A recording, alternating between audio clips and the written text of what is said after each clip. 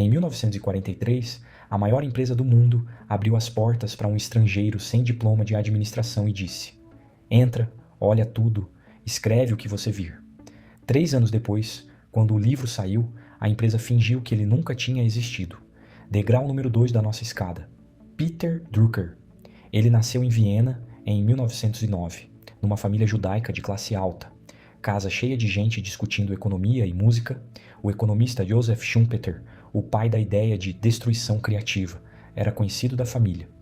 Drucker cresceu ouvindo aquilo e foi trabalhar na Alemanha, como jornalista econômico, no começo dos anos 30. Aí, a história pessoal encontra a história do mundo. Em 1933, com os nazistas no poder, um ensaio que Drucker tinha escrito sobre um filósofo conservador judeu foi proibido e queimado. Ele entendeu o recado no mesmo ano. Foi para a Inglaterra, trabalhou em banco em Londres e, em 1937, desembarcou nos Estados Unidos com 30 e poucos anos, sem nome, sem rede de contatos, vivendo de artigo publicado em jornal. Em 1939, ele publica seu primeiro livro sobre as origens do totalitarismo. O livro chega às mãos de Winston Churchill, que escreve uma resenha elogiosa. É esse detalhe que muda tudo. De repente, o imigrante austríaco vira um sujeito que os americanos ouvem. E é aí que entra a General Motors. Nos anos 40, a GM não era só uma montadora, era a maior empresa industrial do planeta, símbolo da potência americana. A companhia que tinha inventado um modelo de várias marcas para vários bolsos, Chevrolet embaixo, Cadillac em cima. O homem por trás disso era Alfred Sloan, o presidente que transformou a GM na máquina que derrubou o Ford modelo T do trono. Um alto executivo da GM leu um livro de Drucker sobre indústria e sociedade e fez um convite raro até hoje: passar 18 meses dentro da empresa, com acesso a reuniões de diretoria, fábricas, números. Ninguém de fora tinha entrado assim. Drucker aceitou. Ele passou 1 ano e meio andando pelo chão de fábrica, sentando em reunião de conselho, entrevistando operário e vice-presidente. E percebeu uma coisa que ninguém tinha nomeado. A GM não era uma máquina de fazer carros, era uma máquina de tomar decisões. O que fazia aquilo funcionar era a estrutura descentralizada, cada divisão com autonomia, com metas próprias, respondendo por resultado e não por ordem direta. Em 1946, sai o livro Concept of the Corporation. Foi o primeiro livro da história a tratar uma empresa como objeto de estudo sério, do jeito que se estuda um governo ou uma igreja. Ele elogiava a descentralização da GM, mas fazia 2 críticas. Primeira, a empresa tratava o operário como custo, quando ele era o maior recurso não aproveitado da fábrica. Gente que sabia como o trabalho funcionava de verdade e nunca era perguntada. Segunda, a GM devia repensar relação com o fornecedor, com o revendedor, com a sociedade em volta. A GM odiou. Não houve briga pública, não houve processo. Houve algo pior: silêncio. Internamente, o livro foi tratado como deslealdade, quase traição. Executivos foram desestimulados a citar.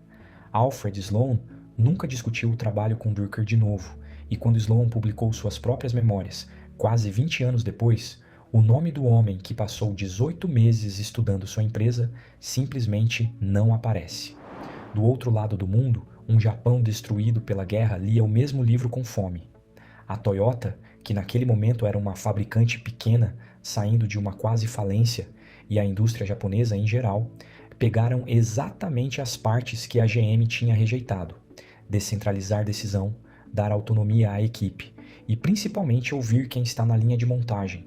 O sistema Toyota, com o operário podendo parar a produção quando vê um defeito e a melhoria contínua vindo de baixo para cima, é construído em cima dessa ideia.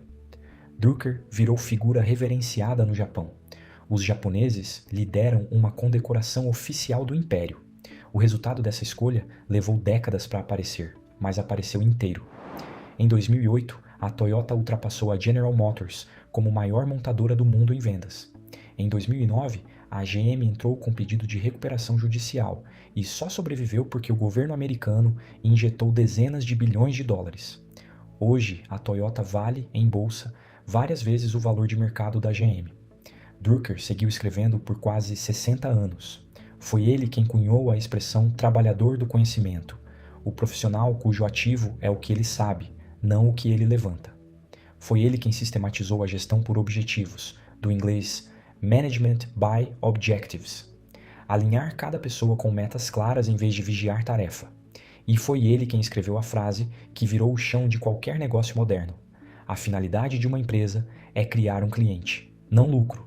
Lucro é consequência e teste, não propósito. A sombra também existe. A gestão por objetivos foi transformada em milhares de empresas num ritual burocrático de planilha e avaliação anual que o próprio Drucker passou a criticar.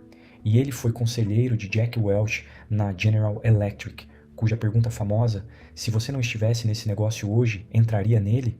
Reorganizou a GE inteira e a levou a mais de 400 bilhões de dólares em valor. A mesma GE que 2 décadas depois desabou e foi retirada do índice Dow Jones. Método bom não garante herdeiro bom. Drucker morreu em 2005, aos 95 anos. Nunca ficou bilionário, cobrava consultoria e vivia de livro. Mas praticamente todo o vocabulário que você usa no trabalho hoje, meta, descentralização, cliente, trabalhador do conhecimento, passou pela cabeça dele. A lição tem nome. Quem encomenda o diagnóstico raramente aguenta ouvi-lo. Vale para o chefe que pede feedback sincero e pune quem deu, e vale para você que pede opinião sobre seu negócio e só quer elogio. Porque o diagnóstico que você recusa não some, ele fica de graça na mesa e o concorrente pega. Se inscreve no canal para mais histórias assim.